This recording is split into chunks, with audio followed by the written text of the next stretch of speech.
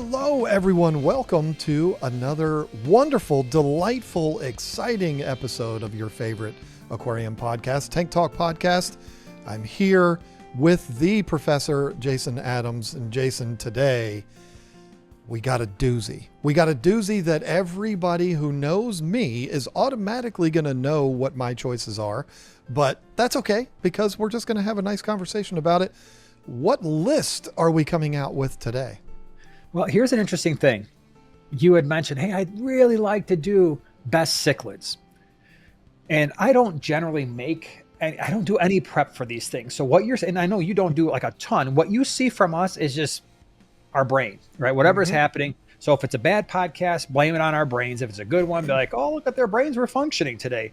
And then 2 minutes before we go live, you're like, here's my list. I'm like, well, that in my brain would have been my list too, which is cool, because that means the two of us have basically the same brain list that we're going to be sharing with you. And we're going to be talking about awesome cichlids that if you're not a cichlid person, don't you dare just start being like, I'm done with this. I don't like cichlids. Just hear us out. If you are a cichlid person, there might be a couple on here. You're like, man, I haven't kept those in a while, or I've never kept them, and maybe I should give it a try. And so that's what we're going to be doing today. But before we do, John, I don't want to forget, because please don't forget. We have a channel sponsor. And that channel sponsor, as many of you already know, is Fritz Aquatics. FritzAquatics.com. They do stuff like this. They've got awesome products like the live nitrifying bacteria. You're looking for something, aren't you? I'm looking. Yep. I don't see anything handy. have stuff in arm's reach, because we use this stuff, right? So the things that we say, hey, you know what? They've got great products. Fritz does stuff like that. And oh, look at that. Here's some copper safe. And they've got all kinds of stuff for bacterial infections, the maricins, the XBLPs, all that stuff. And we use it in our fish room. Oh, look at, here's another thing, right? Just laying around. So if you are someone who loves fish, and I'm assuming listening to two dudes talk about fish for an hour, you qualify. Pretty and you safe. haven't tried Fritz products, you probably should give them a try next time you're in the market for something. And you can find those where, John? Keepfishkeeping.com. I know the guy that owns that place with his beautiful wife, and they're good people over there. They'd love your business, and we'll make it very easy for you. We'll put them in the corner. Which corner is it? It's one of these corners down at the bottom. You can actually click See Products. It'll take you right to it. Easy. There you Not go. hiding from anybody. Very awesome. All right, so how are we doing this today? What do you want to do with this list that you've created that I mostly confirm is a great list? Well, I think we need to start with a brief little PSA here, because there's probably a lot of people that are new to this hobby that are consuming as much content as they possibly can. And that's how they find an aquarium podcast. And maybe they haven't tried cichlids yet, and they automatically assume cichlids means they're mean fish and they're going to kill everything in my tank. And it's just going to be a war in there. And that is not always the case. There's quite a few fish that does fit the description on this list, but there's also quite a few of them that I've never heard a story about one going rogue and killing everything in the tank. So it doesn't always mean that these are going to be mean fish. But you know, the reality is when you're keeping fish in glass boxes, even a fish that is kind of unanimously accepted as one of the nicest fish ever and wouldn't hurt a fly could go rogue and kill everything in your tank. So whether they're cichlids or not, that can happen. It's just unfortunate that when you attach the name cichlid to it, a lot of times that's kind of one of those things that's automatic. It's like, well, there's going to be problems if I keep those. It's not always the case. Agreed. So what do we got? Give me one. So here's the nice thing. Here's the nice thing about, I think, the way that we're deciding to do this. Unlike last week where, well, let's face it. Are you okay? Are you recovered from last week? Mentally, physically, emotionally recovered from what happened last week? I needed to see my therapist a couple of times. I needed to sleep on it.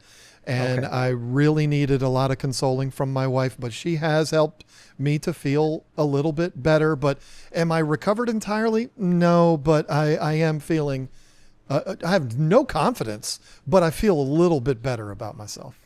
That's good. That's good to hear. And so now this week, it's you and me, bro. We're doing this together. We're together on this one. Yes. Yeah.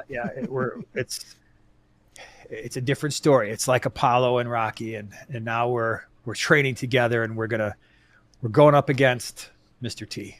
I don't even know what that would be. That's right. A Survivor song playing in the background, and right. we're jumping up and down like this. It's a beautiful thing. Got any predictions? Pain. You can't win. What was his name? Clubber Lane. Oh, you got it. You pulled that really fast. Oh, Good come job. on. What are you think about rookie over here? I know, but you know, it's worth a shot. I'd try to get you anytime I can. But anyway, Cichlids. We go down the path of movies. We might be all day talking about movies. I could definitely do that. We went over the list before we started recording, and we were talking about how should we do the order. I want to just kind of do the order just randomly. However it comes out, that's how we're going to do it. And I feel it appropriate to start with a fish that is on screen. Well, there's a tank with them on screen. Everybody that knows me knows that this is going to be on my list. And if we're being honest, it should be on every list of fish, period, when it comes to one that you need to try at least once. And that is the big, derpy, googly-eyed Oscars. I know it's only a matter of time in doing your research before you're going to find that there's so many nightmare stories. I even have personal nightmare stories with Oscars. But when it comes to the easiest fish in the world to keep, fish that have personality, fish that make a huge statement, you can't find anything better. I dare you to find a better fish than Oscar fish. You're not going to find it, and you're not going to win that argument with me. Thankfully, we feel the same way. So there's not going to be any arguing here, but I don't think you can do any better. Yes, they can be a problem, and that's going to be said about every single fish that we talk about today. But if you haven't tried Oscars at least once, you're missing one of the most rewarding parts of this hobby.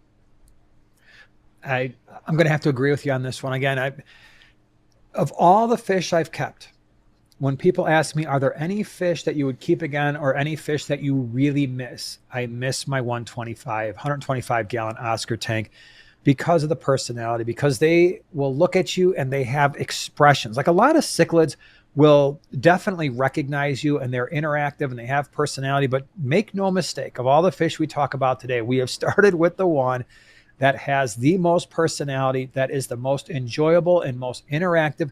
When they're sad, they will let you know. When they're irritated with you, they will let you know. When they're happy and excited, of course, you're going to know that too. And when they just feel like destroying everything in your aquarium, and they'll look at you while they're doing it like, you know what? Mm-hmm. Reminder, this is my area and I'm going to make it however I want. And so if I want levels, Jerry, I'm going to make levels with my substrate and they will do that. So if you are someone who loves aquascape tanks, if you're someone who's like, oh, I would really like a planted aquarium with some CO2 and some nice little cichlids, and I like to have the slope to my aquarium, and I've stacked the rocks just perfectly to match the aesthetic of the, I don't remember the guy's name with the, the ratio, the certain ratio of aquascape. Your Oscar is going to make that ratio very different. He's going to be like, it's now Oscar ratio, deal with That's it. right. You're like, wow, thanks a lot, dude. That's a big giant pile of substrate you just stacked up there in the corner. And by the way, thanks for knocking my intake off of the filter, because now it's running all funkily. And somehow you managed to break a heater. So also appreciate that. It's so true. In this tank behind me, I've got 2 Oscars, and there's soon to be 6. Lisa's are growing like weeds. She did unfortunately lose one last week. It didn't just die. It jumped out. It committed, that word. It pushed the delete button. But she's still got. There's 4 in there. I'm pretty sure there's 4 in there. I don't know. Wait a minute, now I'm only seeing 2. Oh no. Well, I definitely see 3, but I'm like, where is the 4th one? But anyway, she's got another fish that's on our list in there too. And she fell in love with them and had the idea, like, I want to get a bunch of baby Oscars, raise them up, and then when they get big enough, we'll put them into your big tank, which is amazing because there is one thing that I've definitely learned about Oscars. When they get a little older, they slow down a lot, and their personality is one that's more of like the curmudgeon-y old man. And I don't mean they're mean to everybody, but they're not as, just excited and wiggling and doing all of that. All of hers are right now because they're still small. They're like 3.5, 4 inches. Mm-hmm. But when they get big and old, like mine are 5 years old, which is, getting up there in Oscar years. They do slow down, but they're still just absolutely amazing. I don't remember what it was that brought me to talking about Lisa's, but it is one of those fish. We had one in here, a red that just passed away kind of out of the blue about, I don't know, 6-7 months ago. And it was like losing a pet, like a dog. It was like, oh no, like it was devastating.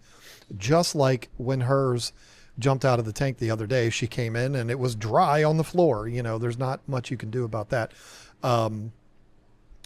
Except to maybe secure the lids on your tank a little better. But this is also, in my opinion, if you have the space for it, it is the easiest fish in the hobby to keep as far as, adapting to your water parameters and even fluctuating temperatures and fluctuating pHs and stuff like that. They can handle it. And that makes them as close to a bulletproof fish as you'll ever find. But the biggest struggle is, and why it is a little bit of a struggle to have them on a beginner list, is that you really do need the appropriate size tank. Don't listen to anybody that tells you, you can put them in a 29 or even a 55. No. If you're not putting them in at least 6 feet, you're doing it wrong as far as I'm concerned. Yeah, for sure. Long term. I mean, you can grow them out in a 4-foot tank, but understand it's going to be a very short grow out period because they grow really fast. So yes, they do. I'm glad you brought up the size. That is, of all the fish that we talk about in terms of complications due to size, this is the fish by far of the ones we discussed where you're going to need that 6-foot tank, in my opinion, just like you said. Hey, one question I have for you, because I'm not necessarily sure I know the answer to this. Do you know, like off the top of your head, how many different varieties there are of Oscars? Because obviously behind you, I think you've got a tiger Oscar, you've got an albino, you mentioned the red, that's 3, but there's other ones too, right? There is the lemons, and I do believe there is what is considered to be a true lemon, which would be like the all yellow. I don't even know if I'm saying this right, but there's like a lemon Oscar, and then there's also like an albino lemon, which kind of turns like more of like a grayish color, still really good. There's the longfin varieties, which I'm not particularly a fan of. There's black Oscars, and that's probably the extent of my knowledge of the different varieties. But then there's always, whatever the fish is, there's the albino version. So you have the reds, the albino reds, tigers, albino tigers, and that's what I have behind me here is a tiger and an albino tiger. Yeah, what I think is cool too about the Oscar is the fact that there's a lot of fish where you have the albino version. The albino version tends to be less healthy than the naturally colored one. Oscars, I've never found that to be the case. No. The albinos are every bit as robust and healthy as the regular fish are. Well, and I don't even, if I'm being honest, know if they're true albinos. I think they're just white. Because when I think of an albino, I think of the red eyes. Yeah, right. And my albino Oscar has black eyes. Yeah. So the main part of the eye is black. I mean, it's not that kind of transparent red color that you would expect. So maybe it's more of like a leucistic than it is an albino, I guess. That's a scientific name I don't know anything about. But yeah, I mean, but we all call them albinos. Like my tiger, where is he? This one here is, you would see him in the store as an albino tiger. Sure. But I don't know if they're actually albinos, but I don't know. Who cares? They're white and they're beautiful. And if I had to pick one that's my favorite, it probably would be the albino tiger, followed up by the true lemons, which are like all yellow. And Lisa has one. I believe she has two of them in there. I'm not sure, but they're hers. She pays attention to those. I just look at them and say, "You'll be mine someday." Someday. Right. That's right. Yeah. But, so Oscars are great. and everybody knew that I was going to say Oscars. So I had to get that out of the way. But there's also another one that I am currently keeping. I don't know if you have any. But again, my wife is keeping. We've got like 8 of them right there. It's the other one that everybody who knows me knows. I am the biggest fan ever of these. And I would definitely say they are much more beginner friendly than the Oscars because they don't require as big a tank, but they still require a bigger tank than what most people put them in. And that would be freshwater angelfish. They're the best. I don't care who you are. They are the best. They have just as equally dangerous reputation as Oscars do. They don't do nearly the damage that an Oscar could do. But you want to talk about a fish that will draw a crowd. Somebody that doesn't really know about aquariums looks in there and goes, "Whoa, that's a really fancy, cool shape. That's, an oddball kind of thing." Angels are going to do that. This is, everybody knew this was coming, but you can't have a list of, I think this is the second time I've said this today, beginner cichlids, best cichlids that doesn't have angelfish on it. It has to be on there. And a lot of lists, it'll be the number 1 fish. It's funny you mention that. I just picked up 3 platinum angels last weekend at one of our swaps because they're going in one of our planted 125s. I do love angels, and I actually haven't had them in the fish room in quite some time, but I have had, when you talk about a majestic fish, if you want to see a truly majestic fish, get a veil tail marble angel or a black angel. When those bodies are the size, just the body, the size of the palm of your hands, and from top to bottom, those fish can easily get a foot tall. And people ask all the time, "Hey, I've got this veil tail. Can I keep it in a 29? Absolutely not. Because legit, I've had those fish reach a foot. And I remember I had a really large marble veil tail angel.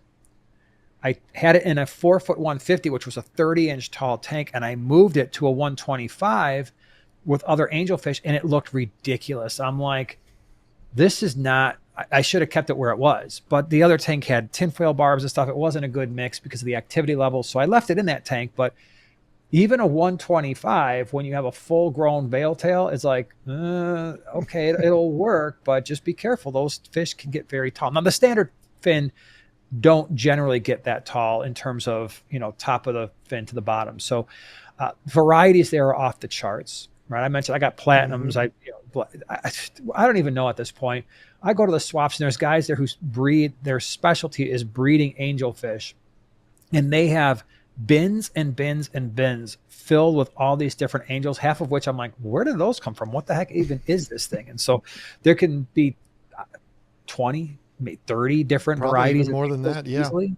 Yeah. Mm-hmm. So, I mean, you've really got a whole lot going on there a lot of choices when it comes to angels. Well, and the one that stands out to me, first of all, the platinums are striking. I mean, I love those. They've always been one of my absolute favorites. The other one, I'm not even sure what it's called, but it's one of my all-time favorites. It's almost like the platinum, but then it has the orange forehead. Yeah, right. I don't know what they call those. Maybe they call them gold heads. I don't know, but I absolutely love that variety of angels. Always have. But you want to see something that'll absolutely blow your mind. It's only probably 15 minutes from you, if even that far. I saw the biggest angelfish I've ever seen in my life at the Shed Aquarium. Yeah. I was there in, I think it was 2022 when my kid graduated from Navy boot camp. They have some Ultims at Shed that are, I didn't think angels could get that big. I mean, their bodies were so fat and so tall. I was like, those aren't angels. There's no way. And the Ultim would mean a wild variety of them. They are the most unbelievable thing, and I've wanted them ever since. I don't know. I don't know if the ones that are at Shed are the same as the Ultims that you can get at your fish store and stuff like that. Because I've just never seen them get that big, but they will take your breath away. And it's right there in your neck of the woods. If you haven't been there in a while, go there and check them out. I haven't been. I'm gonna have to go there maybe over the break. Now, keep in mind when we're talking about Ultims, that's a different level of fish care. Right. Usually, you got to get a lot closer to their natural water parameters. So, general, the angelfish not going to be for beginners. At the pet stores, the Ultims. Again, if you're somebody who's like, yeah, I want to do something different in the cichlid world, for sure. If you've got the water parameters for them and you've got the experience, because they're super expensive usually, awesome. But the standard angels are great. They, unlike the Oscars, they're not beating up your aquascape. Great for a planted aquarium. They're not eating your plants. They're not overly aggressive unless you've got the issues usually become, okay, I've got a 40 breeder, I've got a 55, and I've got way too many angels in there. Now they're starting to pair up. Then you can start having some aggression especially between males in a tank. So people always ask me like, hey, how many angels should I keep? I'm like, well, in a 4-foot tank, one is always safe. Right? One is your safest bet. Could you potentially keep more than one? Yes, but also be prepared to remove them as they get larger and more territorial, because there's a chance you could have problems. I mean, 6-foot tank, you're usually safe with keeping multiples, but just be aware that sometimes trying to keep them together, a big group of them might be a little bit challenging. It's so true, but then it's also true that you can run into a scenario where you keep a group of them together and you never have any problems at all. Absolutely. And that's exactly what we have over here. There's, I think, 6 of them in there, and they're full grown from the standpoint of standard angels. Not a nick on any of them. Like they haven't touched each other, but there is a lot of areas for them to retreat to if they need to. It's a 125 gallon tank, almost too heavily planted. And, but the good thing about them too, is even though my Oscars in the background are moving around very slowly, Oscars are known for being very active when they're younger. Angels, not so much. I mean, they're not as docile or stagnant as Discus, but they're not going to be all over the place, constantly back and forth like Mbunas and stuff like that are. So they just sit there and look absolutely gorgeous. And, it doesn't matter what variety you get. They're still eye popping. They're still beautiful, and one of the easiest fish to keep. But you're absolutely right. They go from angels to devils if they get to a scenario where they're breeding. They will fiercely protect their little den that they create to do their breeding in. And so you got to watch out for that. But 6-foot tank, they'll be on one end and everybody else will be on the other, and everybody will be fine. But, you try to do that in a 55, you might be in trouble. Yeah, absolutely. And the nice thing is the stocking options are much better with angelfish because they're not as aggressive. They don't have the large mouths that Oscars do, where Oscars is like, they're not aggressive necessarily, but they've got a large mouth, and usually fish that can fit other fish inside their mouth are going to try to eat them. So angels, their mouth is much smaller. They don't have nearly that prey drive that the Oscars do. And I don't know of a fish that is more cuter. Did I say that right?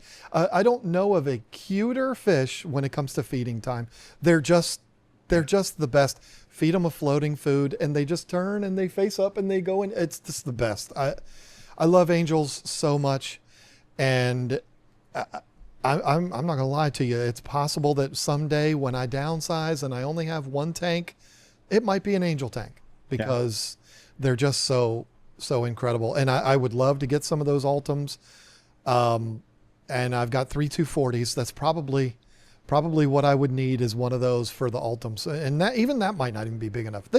I'm telling you, Jason, these were massive Ultims. Yeah. I had a hard time even believing that the glass wasn't playing some kind of visual effect, like playing tricks on my brain. Cause I was like convex or something. And it's just magnifying these bad boys. I'm telling you, because they were absolutely massive. It was unbelievable. But yeah, angels, can't get enough of them. Angels and Oscars, we got those out of the way. Now let's move to probably the second largest, maybe third largest, but it's more your speed. I know it's your favorite fish. It's on your logo, the Geophagus.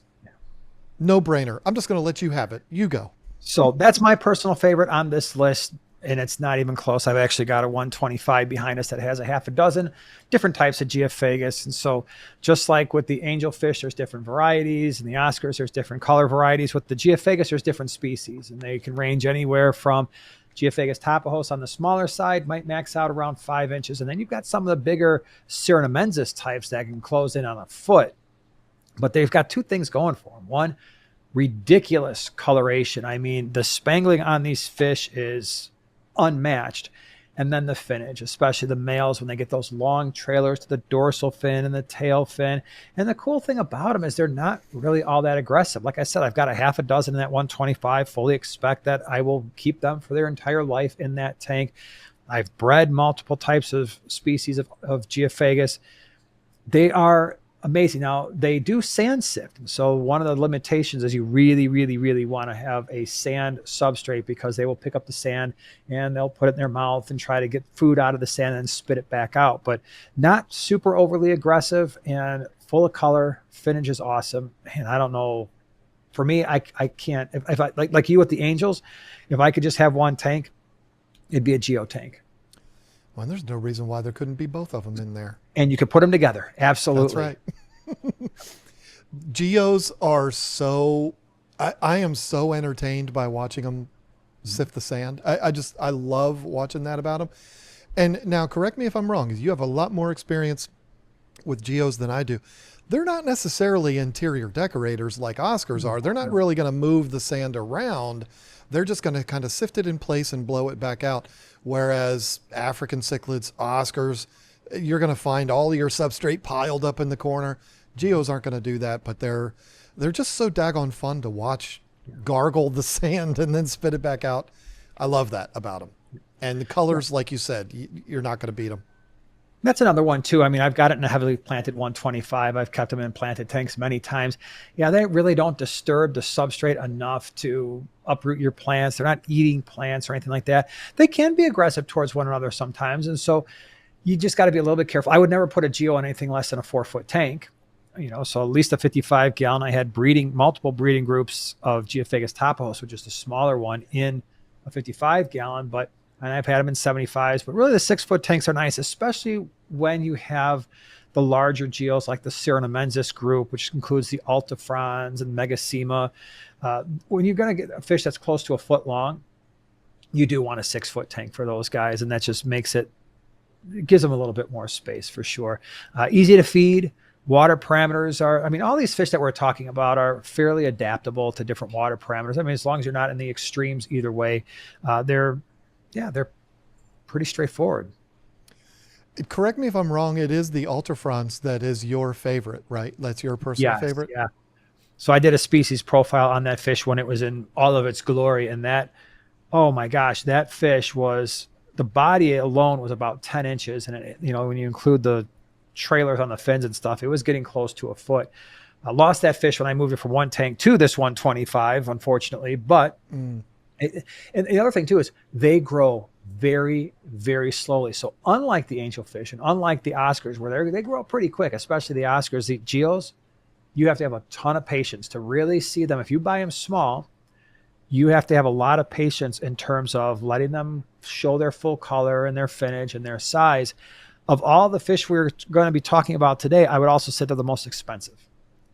So just out the door, when you're looking at a 3 or 4 inch Geophagus that's showing any color at all, you're going to pay for that, right? Retail, 30 to 50 to 60 bucks each is not totally uncommon.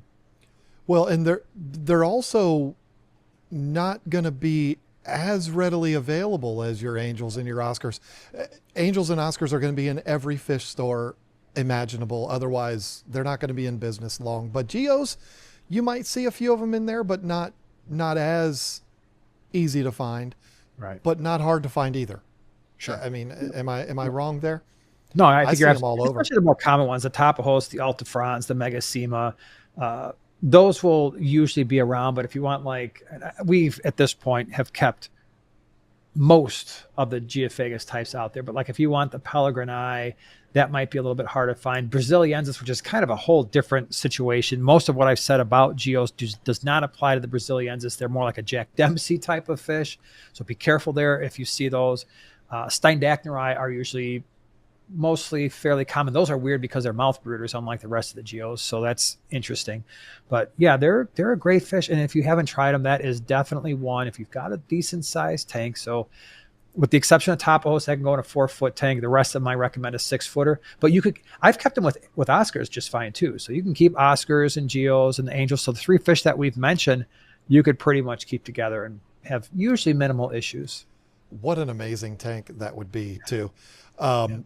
I know a guy that you also know who is looking at getting back into the world of selling fish on his website. I'm not going to say who it is, but I know a guy, and Geophagus are a fish that is on his list of fish to keep, but he has to work out whether or not the water parameters are going to be acceptable for that and all of that. So on that note, I mean, they're going to be fine in kind of a neutral water, right? Or do we want, yeah.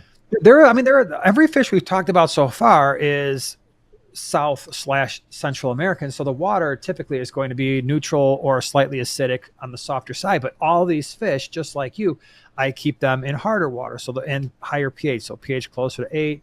My GH and KH is closer to 10 degrees. I know you just said you're offline. Your GH is even higher. And yet the fish are thriving in those environments. And so they're fairly adaptable. And that's one of the things about this list too. We wanted to provide fish that are like, okay, well, you need a pH of 4. Have fun with that, So. Well, and that's the thing. When you start to research things online, we've talked about it a lot. You're going to see, it needs these kind of water parameters. But what it doesn't say, what a lot of the Google AI stuff doesn't say, is that they are very adaptable. And most likely, all of them have grown up in water that's probably very similar to yours. So no need to try to swing things drastically in one direction or the other. They should be completely fine in whatever water you have. And it seems like this list we're only really talking about big fish. And I've got one more that is big. We'll just get all the big ones out of the way. But I want to be clear. Not every fish that we're going to talk about today is going to require a 6-foot tank. Yeah. There's some that you can get away with way, way, way smaller, but you just have to wait a little longer until we get farther in our list. But the next one on my list, that is going to be another one that's going to get some pretty substantial size to them, but not out of control. We're not talking Dovi here, but the poor man's discus. Severums. I don't care what kind, whether it's the golds or the greens or the whatever Severums you're going to keep. Severums are absolutely amazing. It's as if an angel and a discus had a baby. Does that even make... Their fins are nothing like angels, but they kind of resemble discus, but they cost 1/10 of what discus costs, and they're a whole lot easier to keep. But they do get big and fat, so you have to be careful. This is another one you want in a bigger tank. But I had 2 of them in here. Unfortunately, we lost them within like 3 months of each other, and I was devastated because they're not at the same level as far as personality goes as Oscars, but they're just one of those fish that you look at and you just go, oh, they're just so cute. We got 5 of them right there in Lisa's tank. So I don't think they're going to move over to this one, but Severums, home run. I don't care who you are. Yeah. So I've had a number of different types. I've had the standard greens, which I will say, and I had this confirmed by others, of all the Severum types, the green Severum tends to be the most aggressive. I don't know what it is about them, but I've experienced that myself. And when I ask my viewers, hey, have you experienced this? Everybody's like, oh yeah, the greens were more aggressive than the other varieties. I don't know why that is, but it certainly was in my case. I would also say, in terms of attractiveness, my personal opinion is if you keep the greens on a light substrate, they tend to look better. But of all the different types, they're also maybe the least colorful of the different types. So you get the golds, they're really pretty. I had a pair of rather large red spot gold Severums that were stunning, just absolutely stunning. Red shoulder Severums are amazing.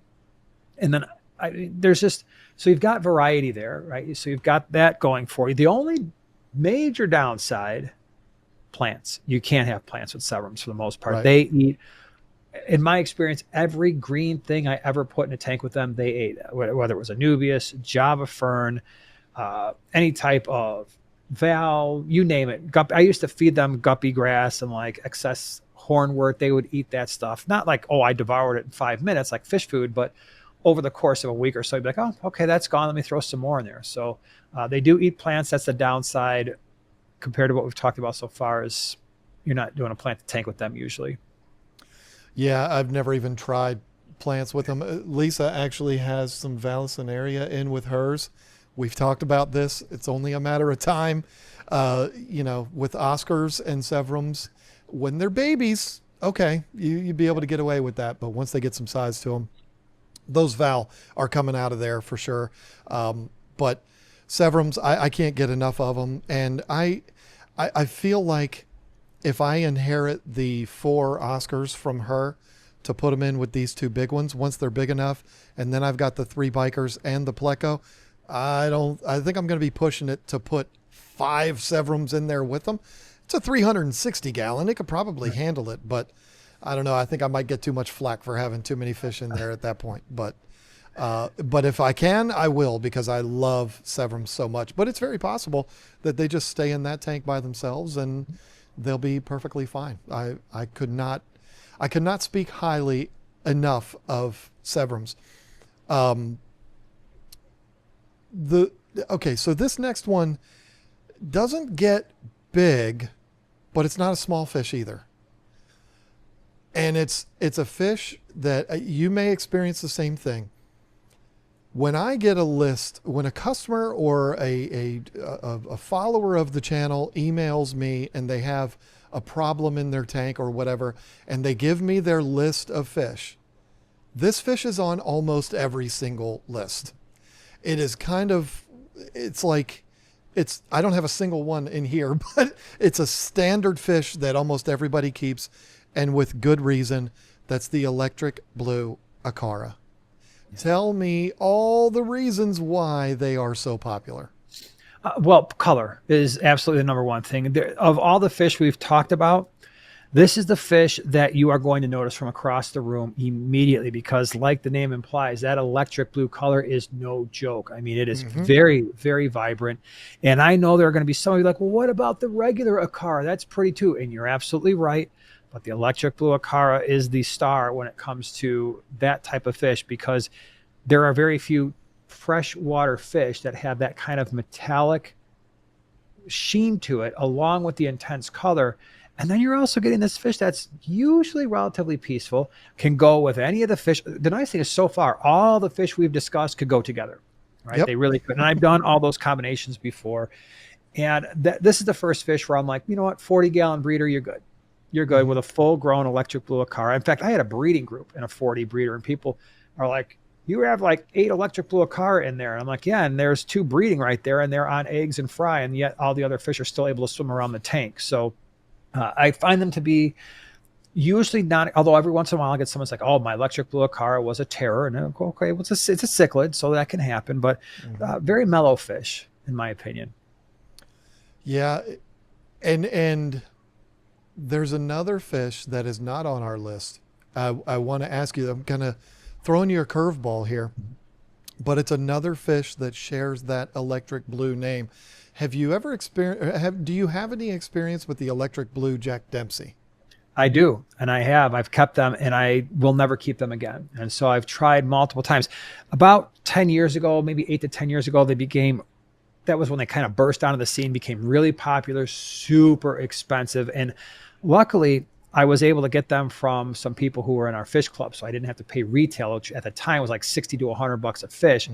The issue that I've always had with those fish is I have never in my life been able to get them over around that 3, maybe 4 inch mark before they just look really gnarly and then die. And it is like clockwork. And so unlike the electric blue Jack Dempsey, the electric blue acara does not have those genetic issues. They live really long time. They may Yep. not look as colorful when they're really old, the electric blue acara, but they still are relatively long-lived fish.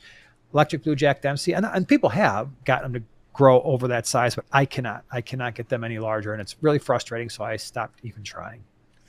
I have the exact same experience with them, and that's why I was asking you. And because both of these fish have electric blue in the name of the fish, the electric blue Jack Dempsey is striking. It's beautiful. Yeah. It's gorgeous until it dies, because it's only a matter of time. And I think it does have something to do with the genetics to get that electric blue color. Just makes them super weak and super delicate. So I would absolutely not recommend them to anybody that's considered beginner in this hobby or just getting into cichlids. No, just stay away from them. Especially when there is such thing as the electric blue acara. In my opinion, it's just as beautiful of a fish. If you can get an electric blue Jack Dempsey to get full size, which I never have, they're going to be bigger than the acaras. But the acaras they're just so easy. They're so adaptable. They're no-brainer fish and easy to find, not overly expensive, not even close to the electric blue Jack Dempsey. So just stay away from the electric blue Jacks. If I'm being honest, I haven't even seen EBJs for sale in as long as I can remember. I haven't either. Because I think they were able to develop the line, but not able to improve the line enough where, people learn their lesson, right? We're both saying, hey, we've had them, never touch them again. Well, if enough people have that experience, pretty soon you've got a fish you can't sell. So what's the point? When we had our fish store, which we had it from 2013 to 2015, we would get them in sometimes and they would be little teeny things and they would still be in the neighborhood. And we're talking 2014, they would be like $60. Yes. And we couldn't keep them in the store. People would immediately buy them up. Oh my God, you have one. Let me get it. But I haven't known anyone to keep them full, whatever full term is, and have them for a long period. No, I don't know. I would just stay away from those. If you can even find them, get the electric blue acaras and then you don't have to worry about it. Yeah. Now, I'm going to go with this one next. We're going to go with what could be the tiniest on the list, but I'm going to have to leave it to you because this is one of those fish that I've never kept in 30 years of keeping fish, and that's Apistos. Ah, okay. But I know you're very familiar with them. Fish on the list behind the other guy that you're going to have on there pretty soon, Apistogramma. So it's an interesting fish. Unlike everything we've talked about so far, this is absolutely a fish you can put a 20 gallon. They stay very small. They might max out. Lots and lots of different species. Lots of different species here. The draw to them is the intense color that the males have. Not only the intense color, but the finnage. It can be really ornate. So Apistogramma are awesome. However, unlike the fish we've talked about so far, they are not as adaptable to a wide range of water parameters. And so these are fish that, again, these are South American cichlids. So they like that water that is neutral or even acidic, and they like softer water. When you try to put them in water like I have and like John has, where it's, okay, I got a pH of 8, GH and KH at 10 degrees, they can survive in that water, but they often don't thrive. And so my experience has been with a lot of the Apistogramma, I get them, they look healthy, they're adults, they're colored up. They even breed usually for me one time, and then the males usually die within a couple of months, and none of the fry survive. And I just keep having that reoccurring theme. The exceptions to that rule have been Apistogramma panduro, my personal favorite, probably because it survives in our water. In fact, I've got a little guy in the 125 behind me in my nano tank. Beautiful color, and that one, both the males and the females look pretty nice. That's one, and believe it or not, Apistogramma mendezi was the other one that survived basically an entire lifespan inside of my aquariums. I didn't get those to breed though, but these are great fish if you are like, oh, I'm hovering in the low 7s to maybe acidic, my water's on the softer side. This one is a lot of fun to keep because they stay small. You have a lot of stocking options because they're small enough where they're not going to eat your tetras, they're not going to eat, the tetra size neon type fish or larger. You can put a pair in a 20-gallon. Sometimes they'll breed for you, which is kind of exciting. You get to see all this showing off. They're if you got the right water parameters, they're not that difficult to keep. Now, correct me if I'm wrong, because I've been in a lot of fish stores that have them. Very expensive, aren't they? That's a potential downside. Yeah, that is absolutely a potential downside because it depends on your market. Like, so for us in the Chicagoland area, we actually don't have a lot of people breeding Apistos because our water is harder. So you have to make a special attempt to do that. And so when I was bringing them in, I was always importing ones that I knew would survive in our water parameters. And those would sell very well because I didn't try to mess people over on price. But you go to the pet stores and it's not uncommon for a pair. You could be spending $40 on a pair of, small fish, maybe more depending on the species. But if you want that intense color in a small package, it can be very much worth it. That's one of those fish that I have no explanation whatsoever, that it's one I've always wanted to keep, but I never have. And I have no reason for it.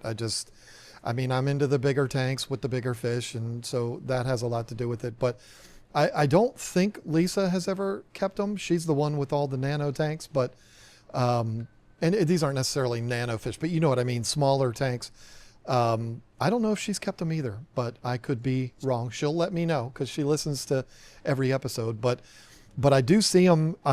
There was a particular fish store that I used to go to called House of Tropicals in Glen Burnie, Maryland. They had over 500 aquariums in their store that they sold fish in. And they would have a little section where they would have Apistos, and it would just be like one pair in every tank. And they would be really expensive. But they're just striking, adorable little fish. And yeah, you got to love them. So your idea to put that fish on the list, I don't intentionally put fish on my list that I don't know anything about. So if it was only my list, that one wouldn't be on there. Did you have anything more to say about Apistos before I move on? We can move on to the next one. I think we're going to keep the smallest fish as the last one. Okay. That we talk about. Now we're going to go back to not huge, but bigger, certainly bigger than Apistos. Maybe not as big as the acaras. Mbunas. I know people, there are some that will probably argue, Mbunas are mean and they might breed and then they're going to go crazy. But we're talking about fish. The whole idea behind this list was fish that are fun, exciting, beautiful, and very adaptable to water parameters. Although, this, like my area and your area too, perfect for African cichlids because it is very hard water, higher pH.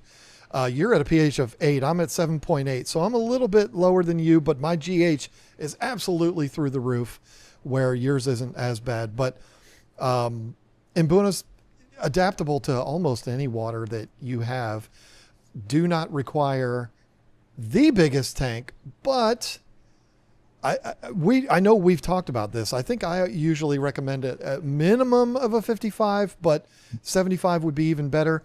I don't remember what your recommendation was for minimum tank size. It depends on what you're doing with the fish. If you want to keep a true Mbuna community tank, then I would like a 4-foot tank, a 55, 75. If you're just keeping a breeding group, then a 40 breeder is fine, depending on the type of Mbuna. Because keep in mind, Mbuna is a group of African cichlids, but there are a whole mess load of species, multiple genera. And there are some that are super aggressive that you should absolutely not embark on if you want any peace in your life.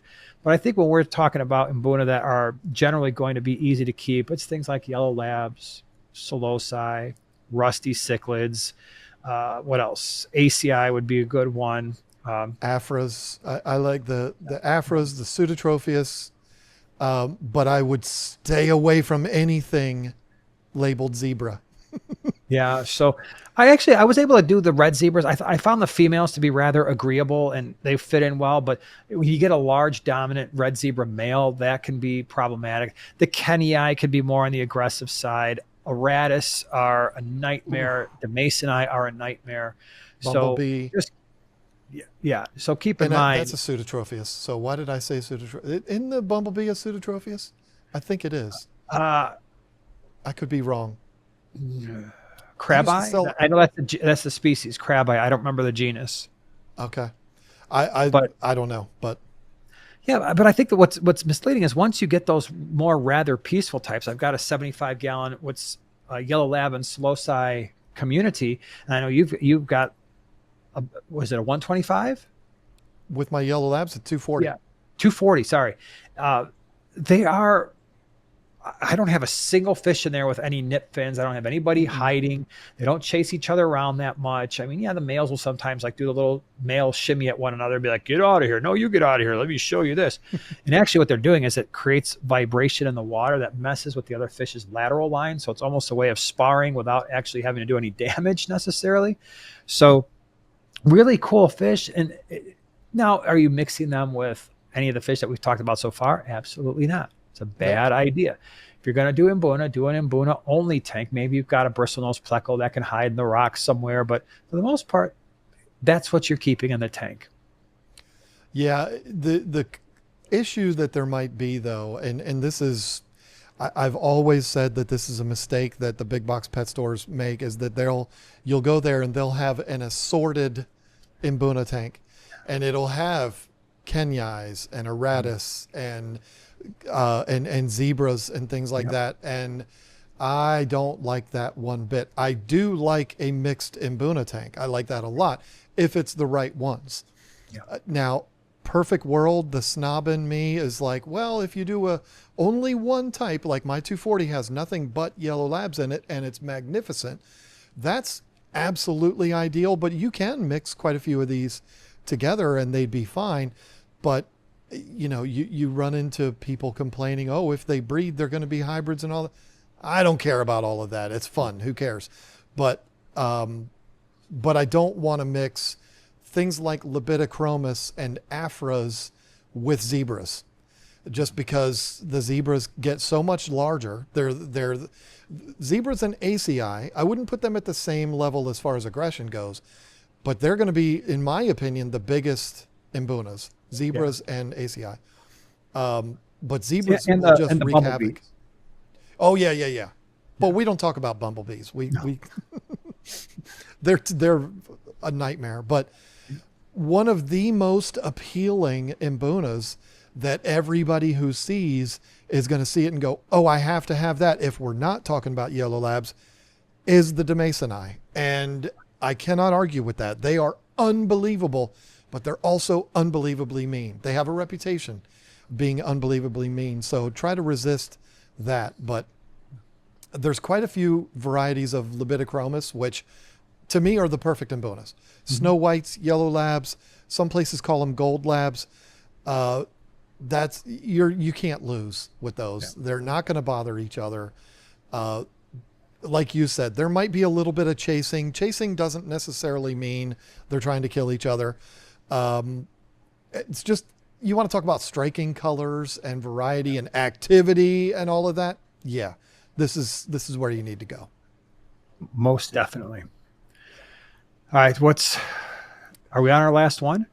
We are, believe it or not, we've made it through. I'm looking forward to this one because this is probably my number 2. And I put this one on for you. I put it on specifically for you. That would be the very large variety that is shell dwellers, which I think sounds adorable to just call them Shelleys. So I call them Shelleys. All the different Shelleys, particularly Maltese, my personal favorite Shelley. Didn't we do an entire podcast about Shelleys? I think we did. Maybe it was tied into the Tanganyika. It might have been Tanganyikans, but at some point we could absolutely do one on just the shell dwellers themselves. This is the one that if you are somebody who wants cichlids, but you don't have the space for that 4-foot tank or that big tank, you can go much smaller with these and have a wonderful time with these fish. Gets you into that world of cichlid without the headaches associated with a lot of cichlid tanks from the standpoint of aggression and stuff like that. And they make their homes in little shells. Who doesn't love that? Yeah. Yeah, totally acceptable for a 20-gallon aquarium. Usually I try to do, if it's a smaller tank like a 20-gallon, a shell dweller only tank, species only. All right, this is another one where species only is a really, really good way to go. Now, if you've got a 40 breeder and you want to mix a type of shell dweller with a type of rock dweller or open water swimming lake Tanganyikan fish, that's fine. But if we're just focused on the shell dwellers right now, they're great. They're going to be usually less than a couple of inches, most of the time, not much more than an inch in size. If you're someone who's never kept them before, the Maltese and the Similis are by far the two easiest to keep because they form these big communities of shell dwellers and they've got their shells. If you are someone who loves an aquascape tank, then this is not the fish for you because they're going to stack sand and bury shells and move them around. And the little shell dweller babies are like the cutest fish on the face of the earth as they gain more confidence and get further and further away from the shells. I've got a 50-gallon low boy up there that's coming down pretty soon, but right now it's still up. And there's probably 250 shell dwellers in this. I got a low boy behind me here too, but the one on the other side's probably got about 250 shell dwellers in there. And in a 20-gallon, you could get 100 if you just keep letting them breed and keep adding more and more shells. So pretty easy to keep, but you do have to have the harder water with a higher pH to really make them happy. And Lake Tanganyikan fish do not like rapid changes in water temperature, pH, or water hardness. And so if you are someone who's experienced in fish keeping, have stable water parameters where you do have that pH that's closer to 8 with hard water, this could be a very rewarding fish because unlike almost all other fish, the community dynamics of the shell dweller is what sets them apart from other fish. They really do a lot of communication within the group, and it's pretty cool to watch. I love it. And I swear there is a Shelly tank in my future. There needs to be, but I've got so many projects going on right now. I just don't know when I would do it. But if I was going to set up a little tank, that's what I would want to do just because they're so entertaining to watch. They poke their little heads out and they're just the cutest thing ever. I want to throw another curveball at you because I brought this one up and you pushed back a little bit with good reason and a very particular reason. But the reason why I brought it up is because it's an easier fish to keep, and it is one that you take one look at and you say, I must have that, because it is an absolutely striking fish. Sticking with Lake Tanganyika, we're talking about the Brichardi. Everybody that I've ever seen, they see that lyre tail and they just go nuts. They're like, I have to have those. But you were against that. And what was your reason for objecting to those? So you're right. The Brichardi are fairly easy to keep. And for people who like Lake Tanganyikan fish, they're open water swimmer for the most part. They do like to breed and hang around rocks. The reason why I thought it would be a bad choice for most people is you wind up with a species only tank and you wind up with what happens with the Brichardi. It's weird. When they breed, the parents, for most fish, the parents, if they're going to do any fry protection, are responsible for that. But with the Brichardi, it's a communal protection. So the adolescent fish will also protect the fry, and you wind up with, you just get overrun with, it's almost like convicts, but you just get overrun with fish. And pretty soon, because everybody who has Brichardi has the same problem, it's like, what am I supposed to do with all these things? Because the pet stores don't want them. It's basically, maybe they will take them from you. They're not giving you much for them, if anything at all. So that's the only reason why I would say no. Now, if it's a single fish, like I want a single Brichardi in with my shell dwellers and a larger aquarium, that's cool. But I would never again, and I've bred those fish. I had a huge community of them in a 37-gallon. I will never keep them again just because I don't want all the fry. Somebody who's new to this may hear that and think, well, that's ridiculous. Who doesn't love all of these babies? And that's true. It's really cool to see all of these fry and to watch all of that happen and watch them grow up. But the problem becomes getting rid of them. And as striking as Brichardi are, I think you could overrun your area with these fish too fast. And then the novelty runs off and it's not anything striking anymore. And so, yeah, I mean, it hurt me a little bit because I wanted to have them on the list, but I think you're right. And that makes a lot of sense. And it's easier to control a group of Shelleys if they're going to breed like crazy than it would be the Brochardi, because they do get a little bigger. They're not big fish, but they get bigger. But I'm just a sucker for that lyre tail. You put a lyre tail on anything, I'm all over it. Lyre tail mollies, I'm going to take those over regular mollies 100 times out of 100. I just absolutely am a sucker for those. So that gives you a pretty good idea, audience, of some good ways to get into cichlids. There's a lot of types of fish that we did not put on this list that a lot of people were probably expecting, like peacocks. Ain't nobody gonna get recommended by me as a beginner to cichlids to keep peacocks. I want you to know what you're doing and also understand the chaos that you're getting ready to get yourself into by keeping peacocks. One of my absolute favorite fish. But are there any other honorable mentions that you thought of the top of your head, or should we just wrap this thing up?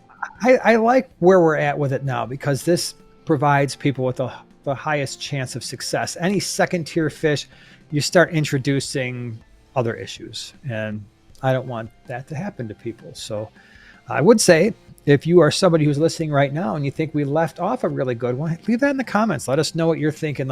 Or if you've got a favorite cichlid, like one you cannot do without, let us know what that is too. Love it. Absolutely.